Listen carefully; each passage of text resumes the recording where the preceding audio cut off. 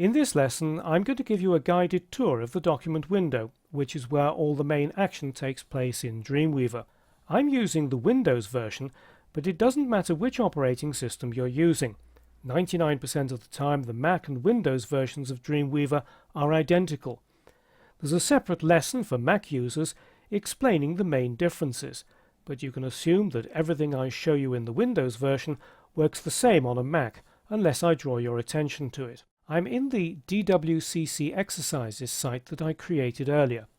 Let's begin by creating a blank HTML page by clicking HTML in the Create New section of the Welcome screen. This opens a blank HTML document which fills the document window, in other words the whole area apart from the panels at the bottom and on the side. At the top left is a tab which at the moment says Untitled followed by a number. This is where the file name is displayed once you save the file. Directly beneath that tab is what's known as the Document Toolbar.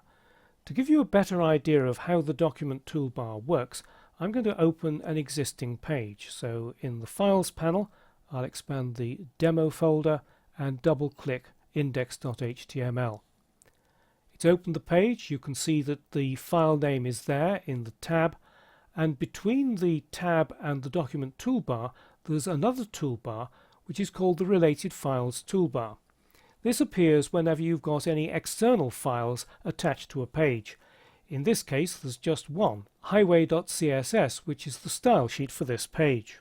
I'll explain the Related Files toolbar in a bit more detail later, but let's first concentrate on the document toolbar. At the moment, the Design button is selected. That means that we're in Design View. You can edit your page in Design View, and it gives you a rough visual indication of what the page will look like. But it's got visual aids in there showing you where various elements of the page are. You can see these dotted lines here, and there are more dotted lines around the images at this part of the page here.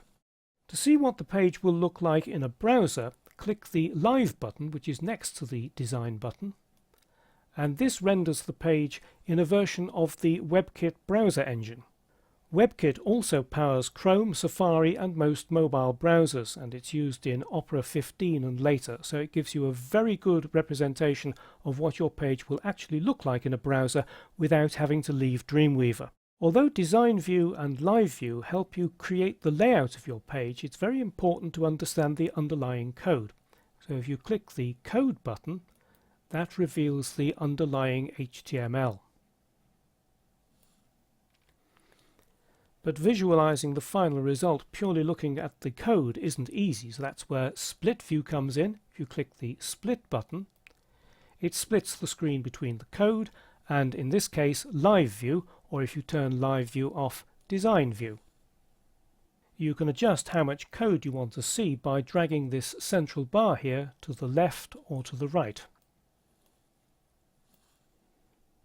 And this is where the Related Files toolbar comes in helpful, because if I now click highway.css, I can see the style sheet on one side, while on the other side I've still got my design, and I can turn on Live View and see what it looks like. I can even make changes to my style sheet here, refresh Live View and see the effect that is made by those changes. By default the page is split vertically, but if you prefer it to be split horizontally, go to the View menu and click Split Vertically. This toggles it on and off between vertical and horizontal.